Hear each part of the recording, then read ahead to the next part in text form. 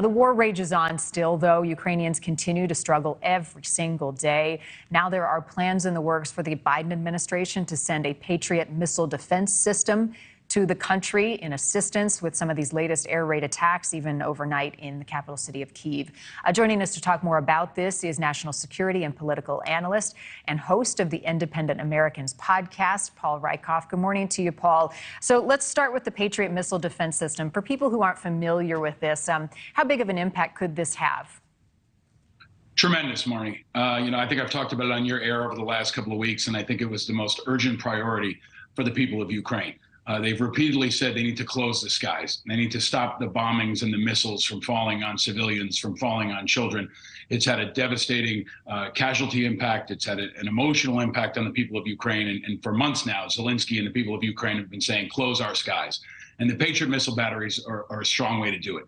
The Ukrainians want peace for Christmas. They're not going to get that, but they are going to get Patriot missile batteries, and that's going to help them shoot down missiles, shoot down aircraft. For folks that don't know, we already send Patriots to 12 countries, ranging from Kuwait to Spain. So this is something we've done in the past, we can do now, and will ultimately save lives. So it's a natural step, I think, in the expansion of this war, and recognizing that the most immediate and devastating threat to the Ukrainian people continues to come from the sky.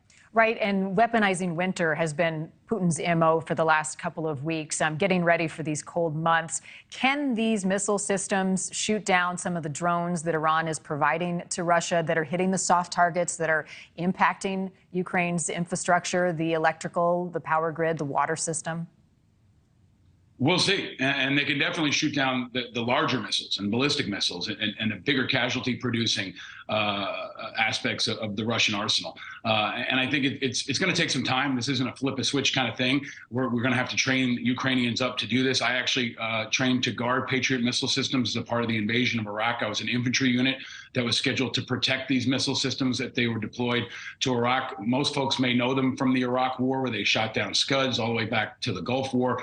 But I think this is going to help protect infrastructure. That's critical right now because Putin has said he wants to freeze out the Ukrainian people. He wants to make them suffer. He wants to break their will. And it's below freezing in Kyiv today. It's going to be down below freezing, and it's going to snow and rain and sleet all weekend. And we've got to provide whatever support we can, from Patriot missiles all the way down to generators, to just help civilians stay warm through what will be a very brutal holiday time for them. Yep, and Zelensky is asking for generators. You talk about the training. How long does training to use these systems take? Usually it takes a couple months. I mean, we've done it for Poland, which is right on the border, and we've got Patriot missile batteries right there.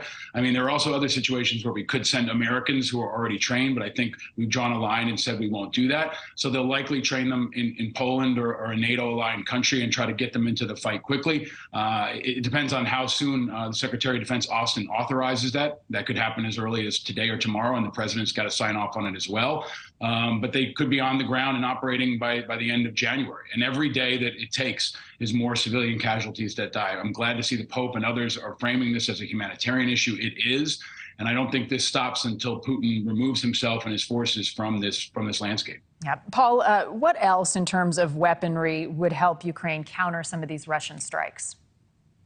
I think, the next step is aviation assets. And I know that the Department of Defense has been reluctant to do that.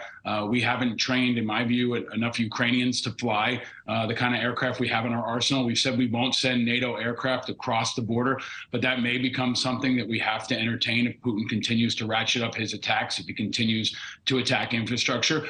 We can create kind of a limited no-fly zone that would try to protect at least critical infrastructure to try to keep the lights on. Obviously, that would be a new phase of the war.